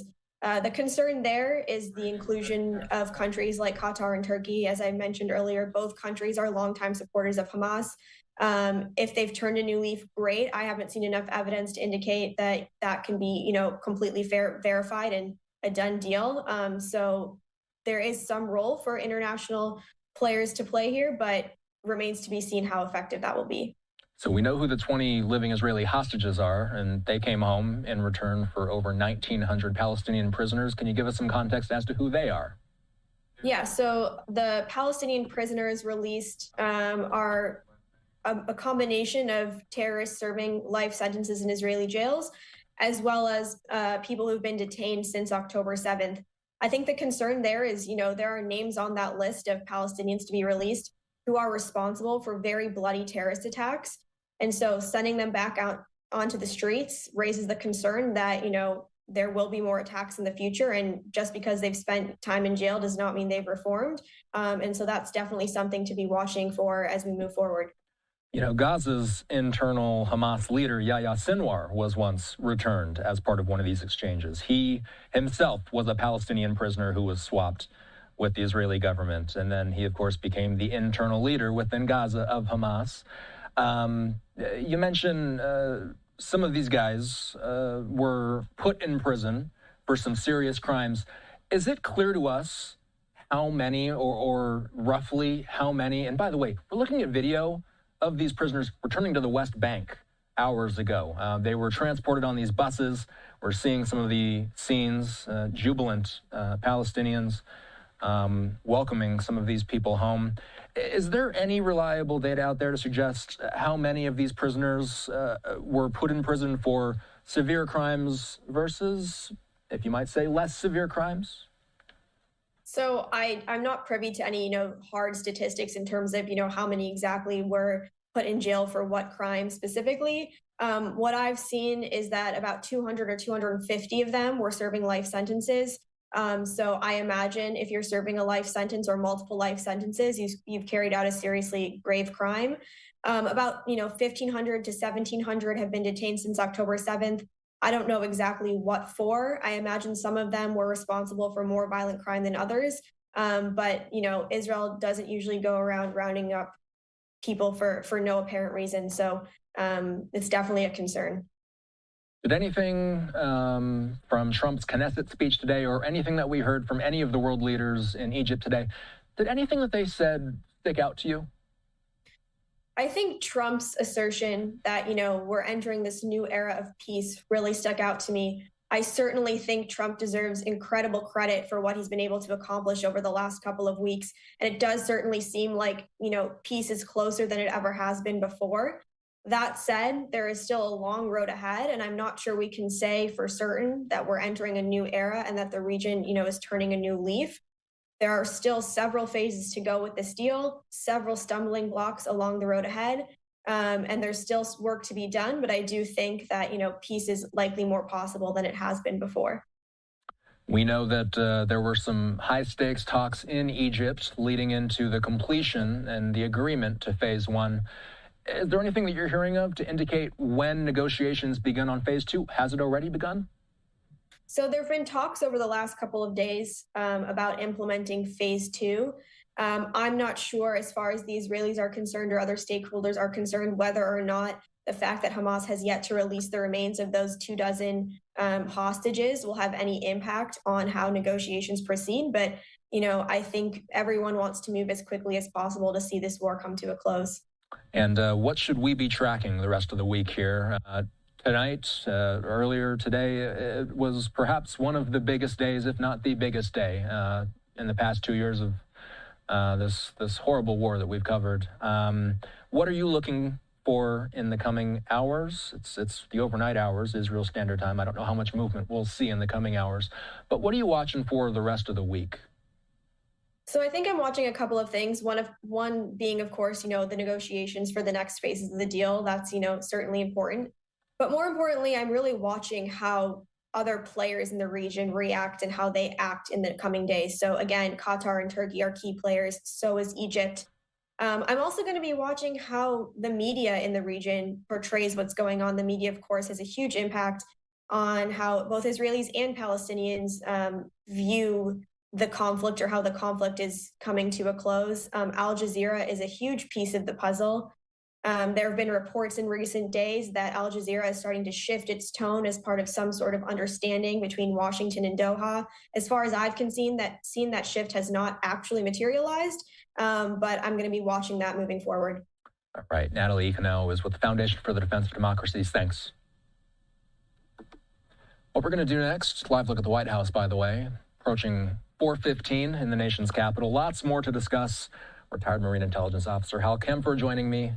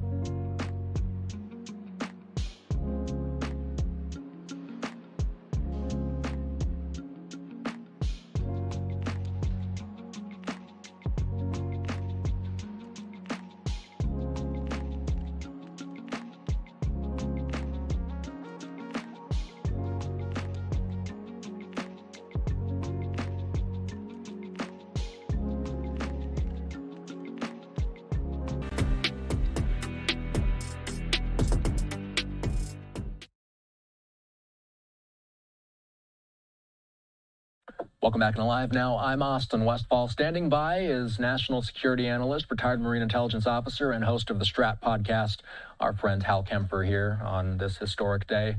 Hal, you and I have discussed this war on the weekly for nearly 2 years now. Your major takeaways from everything we've seen in the past, 16 hours or so? I think, Austin, the thing that struck me overall was just the speed of closure, if you will. I mean, I look at where we were a week ago, I look at where we were 2 weeks ago, and then I look at this thing today, and it was stunning.